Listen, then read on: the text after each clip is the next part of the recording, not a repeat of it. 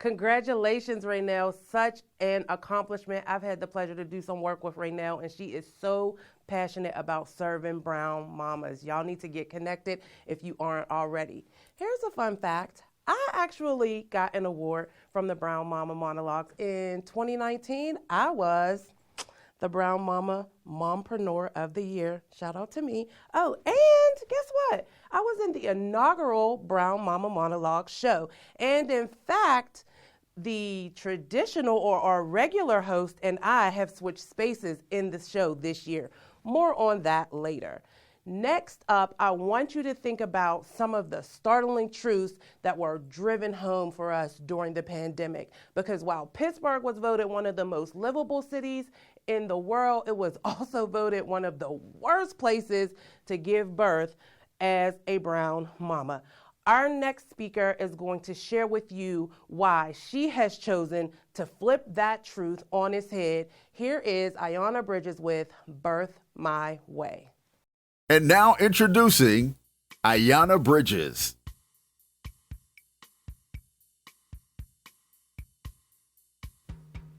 You ever pee on a stick and get nervous as hell? I mean, start thinking of dates and missed periods and shit? Well, I took 4 pregnancy tests. Better safe than sorry, right? And they all said the same thing. Girl, you's pregnant, for real, for real. So I started looking for my prenatal health team because I knew what type of birth I was having this time around. And I needed a team of birth professionals that was going to help bring my vision to fruition. So I reached out to my birth center so I can arrange to have my pool birth and my midwife. And I knew that this was possible because I had 2 successful vaginal deliveries after my C-section. Well, unfortunately, according to the birth center, that was not the case. See, my BMI placed me on the scale of obese. So, birth plan denied. I mean, because obviously fat women can't have a healthy, successful delivery. Damn, I was big mad. But it's going to be okay. I have other options available to me. And I knew eating a pint of Ben & Jerry's to myself every night wasn't going to work out for me in the long run. So I went ahead and I went with the midwives at the hospital instead. I can still have a comfortable, natural birth. 35 weeks into my pregnancy, and my midwives give me a call. Well, hello, Ms. Bridges.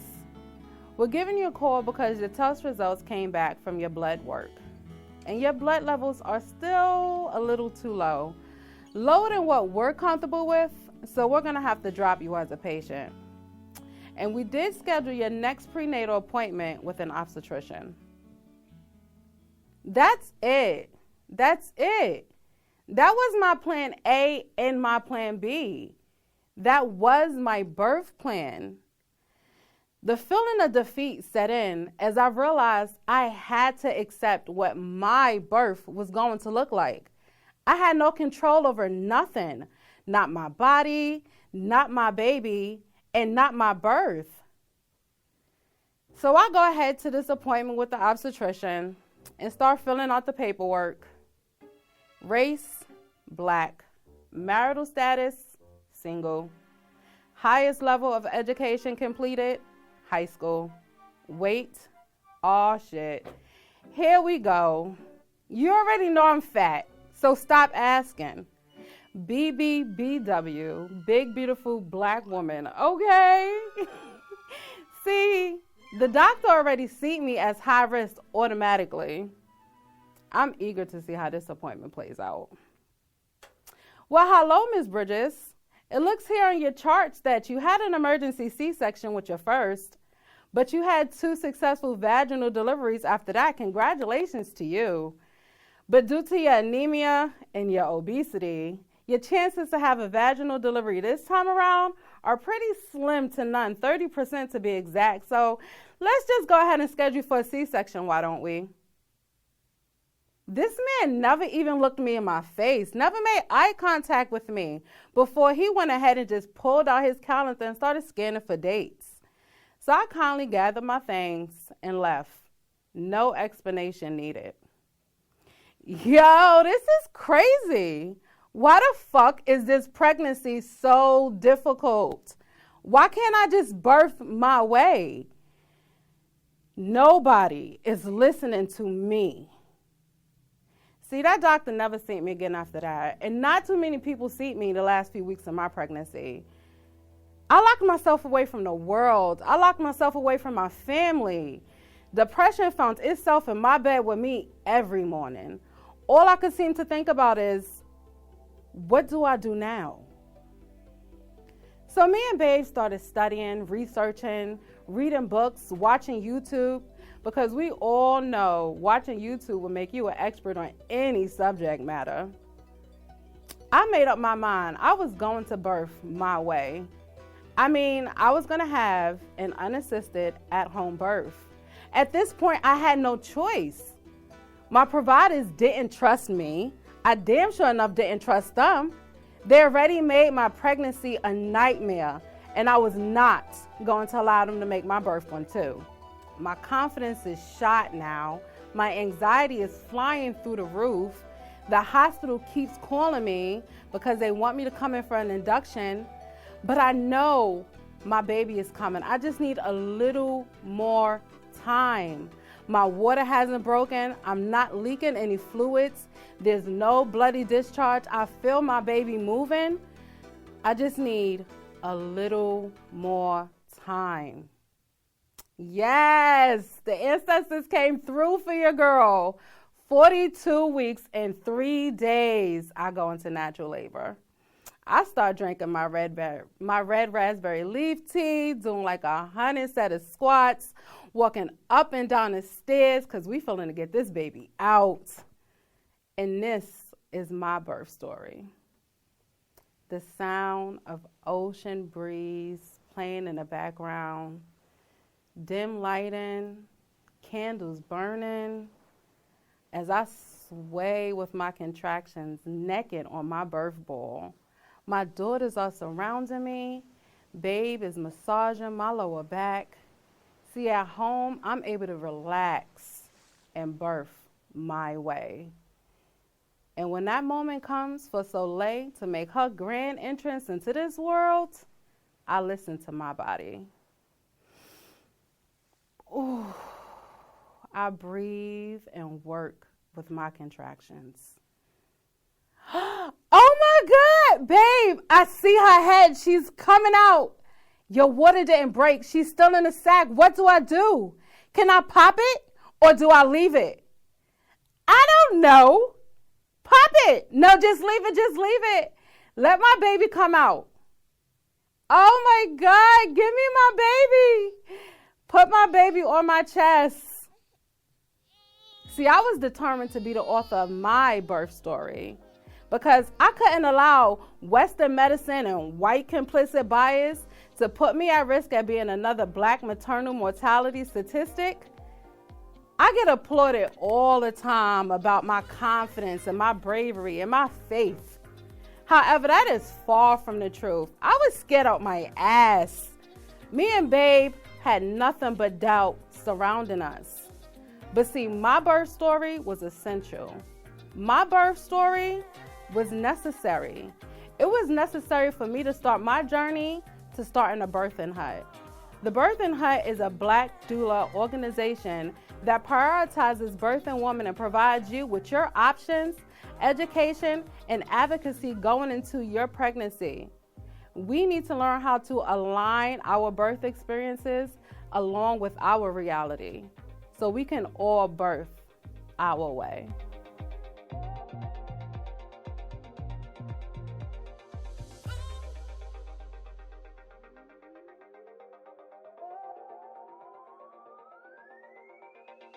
Now that was a monologue right there. It was the I'll do it myself for me, because you know, as brown mamas, we do the thing. When someone else doesn't want to do it, we take control and we do it ourselves. And guess what?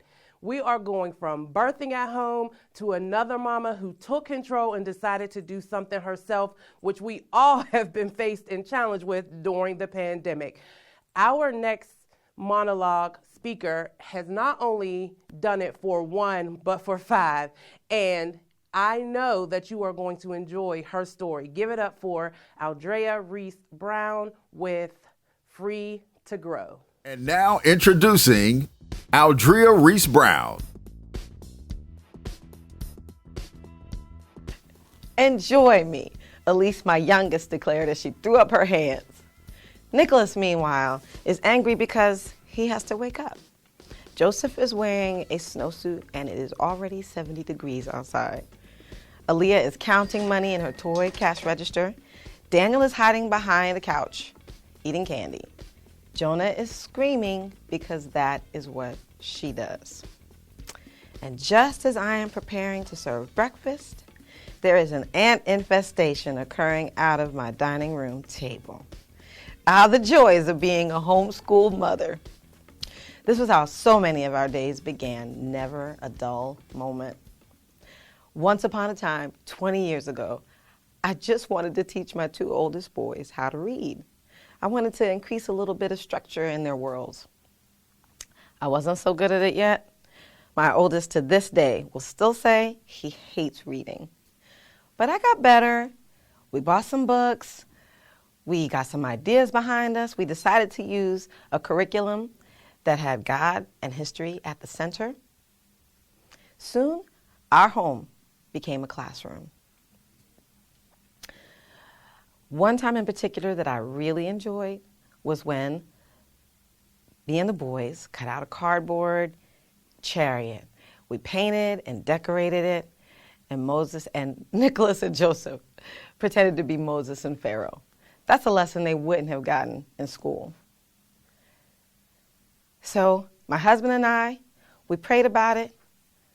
We decided that we were going to stick to that curriculum. We adjusted our budget to mainly survive on one income, and off we went. One time in particular, I remember we were having a really fun time playing hide and seek. I, in my scatterbrainness, decided to wash dishes while the kids hid. After a while, it got really calm and quiet, and I thought, oh, they're playing so nice and peaceful. I kept on washing. Then I realized I was it, and they had all fallen asleep waiting for me under the couch, behind doors and corners. So many times I had to say, please forgive me. Let's start this day again. I mean, who was I? Who were we to be educating a house full of children? I wasn't an academic expert, definitely not the best cook. I wasn't a Kool-Aid mom ready with the picture of the fake juice for all the other kids coming by. I didn't want more kids coming by. Whew. And I was tired. But I loved to read to my children. They say I had a gift. Before long, I had another baby, and another baby, and another baby. I think I was pregnant almost a decade. With the fifth pregnancy, I had some physical complications and a bout of postpartum depression. The days felt so long. It was in that season that I really began questioning if I was cut out for this homeschooling life. I was worried about the high school years. I was worried about my kids feeling normal. I was worried if we would be able to keep up the resources to give them the best education. That was when God began to put on my heart His vision for our family and how the best for our children was that they would be in the place where they were safe enough to grow. We had so many struggles, from potty training, attention deficits, anger, trying to get them to catch the chickenpox all at one time, and embracing both the blackness of mom and the whiteness of dad in a world that is still hostile to brown children. But the good times continually outweighed the bad. And I know this one thing today. Homeschooling was not just for my children. It was for me and my husband too. I learned so much from my kids, even as I taught them. From one, I learned forgiveness. From another, diligence. From another, the power of prayer. From another, laughter really is the best medicine. From another, dreams come true. And from another, persistence. I am so glad we never gave up. 20 years is a whole lot to try to squeeze into a few minutes, but I'm so glad I got to share my beautiful family with you. So today, my oldest, Nicholas, is a professional drummer and an upcoming solo artist. You might have heard some of his music around the city. Joseph got his associate's degree from CCAC in General Studies and is a man of great character. Aaliyah is still counting cash as an established pastry chef. Daniel is navigating majoring in political science as he prepares to become a constitutional lawyer. Jonah turned her crazy screaming into beautiful singing and interned at Duquesne University's Minority Development Program. And Elise Enjoy Me Brown is today majoring in performing arts at San Antonio College after graduating this past June from homeschool and as a starting member of North Gates Football High School Flames team. Welcome to my retirement party. If I had to do it all over again, I would do it with so much more joy. Usually the times when I took things too seriously turned out pretty bad. I'm so glad we never gave up. I decided long ago never to walk in anyone's shadow. If I fail, if I succeed, at least I lived, so I believe no matter what they take from me, they can take away my dignity, because the greatest love of all is happening to me. Learning to love yourself is the greatest love of all.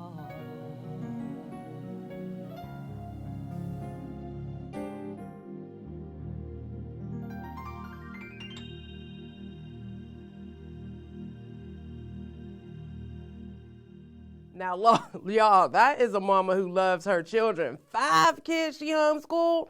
I was ready to send my 2 to school when the school wasn't even open because I just couldn't handle it. So kudos to Aldrea Reese Brown. And listen, when you get into that struggle, you know the mama to reach out to. I know she got some hacks for you. And if you're anything like me, even thinking about homeschooling right now is making you tired. So guess what? We're going to give you a little break. We're going to introduce you to one of Pittsburgh's finest and most sought after bands. You got it, the Bill Henry Band. Y'all know the Bill Henry Band, the one who I'm always in the back at the casino trying to see because y'all always there first. Well, tonight, nobody has to fight over the best view because you're going to be able to listen to the smooth sounds of the Bill Henry Band right there from the comfort of your couch. Give it up for the Bill Henry Band.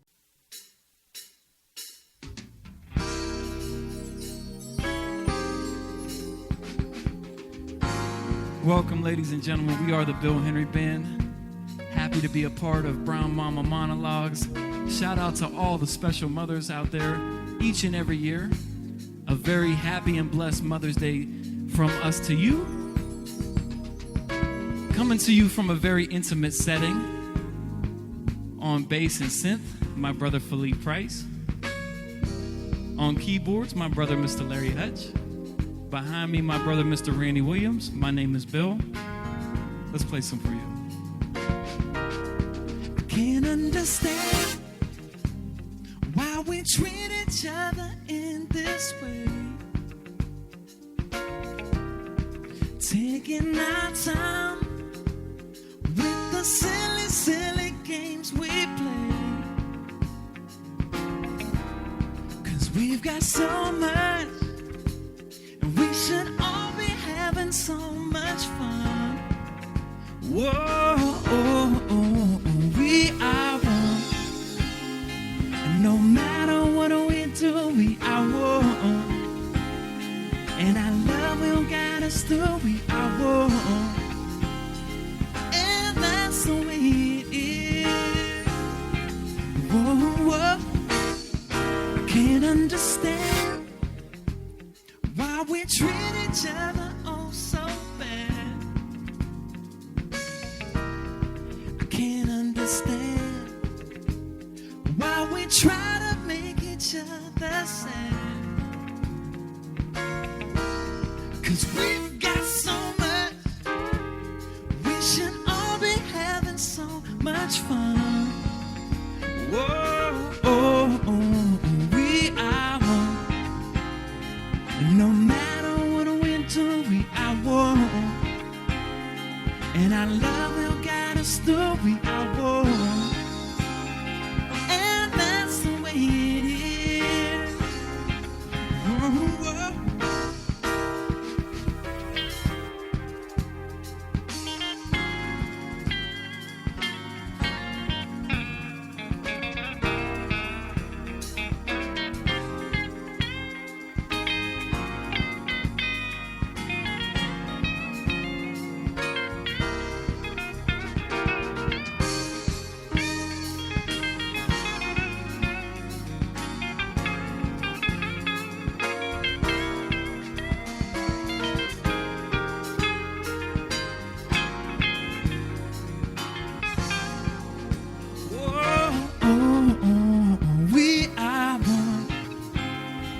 No matter what we do, we are one.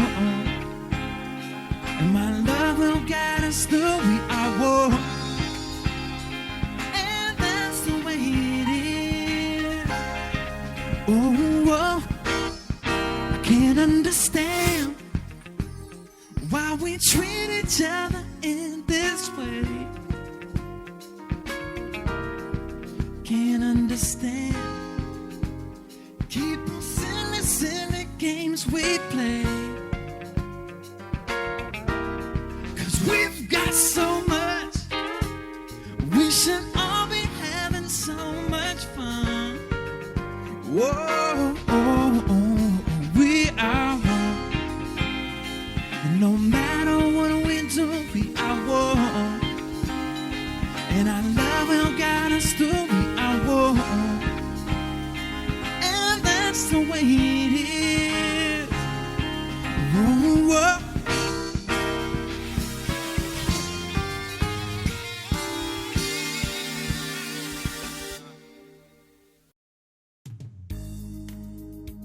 I think it's important for moms to know that their voice matters, their perspective matters, their lived experience matters, and that they are partners in their health care. It is how do we partner to take the best care of you, I think is, a real message for them to really embrace.